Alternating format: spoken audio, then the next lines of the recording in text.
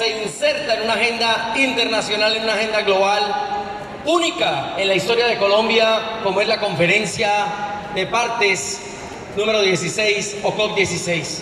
El espacio de los gobiernos para discutir las políticas de biodiversidad y hacer posible el cumplimiento de los acuerdos de París.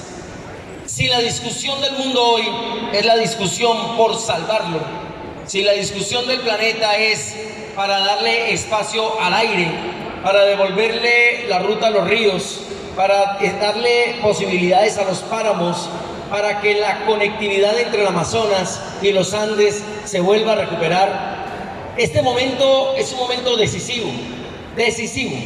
Y como todos los momentos decisivos de la historia, hay un sujeto o unas subjetividades históricas de esos momentos decisivos. ¿Cuál es la subjetividad histórica de esta época? ¿A quién le corresponde dirigir, orientar esos cambios? No son los gobiernos. Los gobiernos tienen una tarea temporal en cuanto duren y tienen la responsabilidad de cumplir las agendas. Pero las revoluciones no las hacen los gobiernos, las revoluciones las hacen los pueblos. ¿Cuál es el sujeto histórico de esta revolución de este tiempo? En el siglo XIX, el movimiento campesino hizo las revoluciones que permitieron la libertad en América Latina.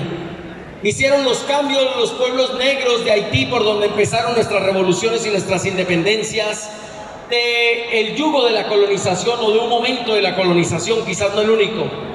En el siglo XX el movimiento obrero y en particular el sindicalismo fue el sujeto determinante de las transformaciones para acceder a los derechos de la producción industrial, de la producción campesina. Los esclavos de los Estados Unidos en Filadelfia se organizaron en formas asociativas, en cooperativas y también en sindicatos para impulsar las transformaciones y salir de la esclavitud. Las revoluciones de los movimientos obreros de Europa, junto al cooperativismo, empezaron a producir cambios sustanciales en su política que llegó al siglo XX.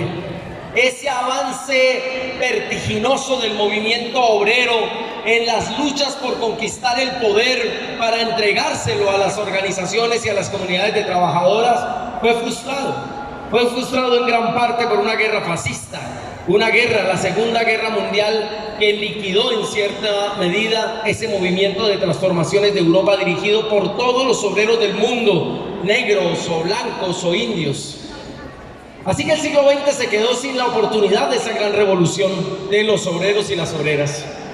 El siglo XXI, dice Eric Hobsbawm, un escritor, un historiador, que los siglos no empiezan propiamente en el año 1 o en el año 0, sino que empiezan según un cambio, según una variante que hace que cambie la época.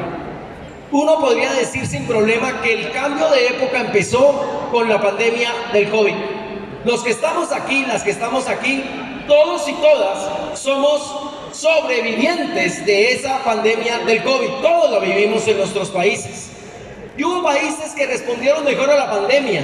Hubo comunidades que respondieron mejor a la pandemia que otros y que otras. La historia colombiana es una historia trágica porque no solo no estaba preparada, sino que los recursos con los que pudimos haber salvado vidas se pusieron para salvar a la banca y a las grandes corporaciones colombianas. Quizás en otros países de América Latina sufrimos esa misma triste realidad. Pero hubo otras realidades, las de los movimientos solidarios, las comunidades autoorganizadas, las de las cooperativas que organizadas en sus territorios empezaron a llevar no solo el alimento, sino también el voluntariado médico para que las familias no tuvieran que salir de sus casas y poder recibir esa ayuda. Las mujeres bolivianas se organizaron para llevar a las parteras hasta la casa de las mujeres que se encontraban a punto de dar a luz sus hijos y sus hijas para evitar que llegaran a los centros de salud y eventualmente se contagiaran. Las ollas comunitarias en Cali se convirtieron en una posibilidad para llevar el alimento a comunidades pobres, no solamente aquí, sino en otros municipios cercanos, como Cartago o en el norte del Valle. El cooperativismo entonces se volvió una forma de responder al mundo ante una crisis global generalizada como la del COVID.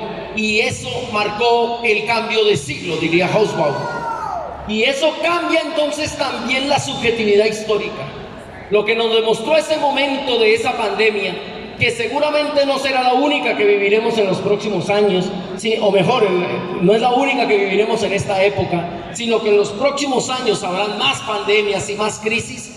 Lo que nos demostró esa pandemia es que sí hay un sujeto histórico. Ese sujeto histórico es el de la Revolución por la Vida y es el movimiento solidario nacional e internacional, el movimiento global del cooperativismo, el movimiento global del mutualismo, los fondos de empleados, las asociaciones campesinas, el voluntariado de los y las jóvenes, las posibilidades organizativas de las mujeres para la economía del cuidado, las organizaciones de nuestros pueblos originarios, milenarios, indígenas, las formas originarias y las formas ancestrales de nuestros pueblos negros, de nuestros negros y nuestras negras del mundo, son la base, el crisol para poder hacer posibles las transformaciones. Hoy los gobiernos están reunidos aquí a pocas cuadras, en el Centro de Eventos del Pacífico, con más de 197 delegaciones internacionales, dijo nuestra compañera Adriana, en un esfuerzo del presidente de la República, Gustavo Petro, por hablarle al mundo de esta necesidad y de estos cambios. Y aquí, compañeros y compañeras, siéntanse orgullosos, porque esta es la reunión de los movimientos sociales que pueden parir la nueva historia.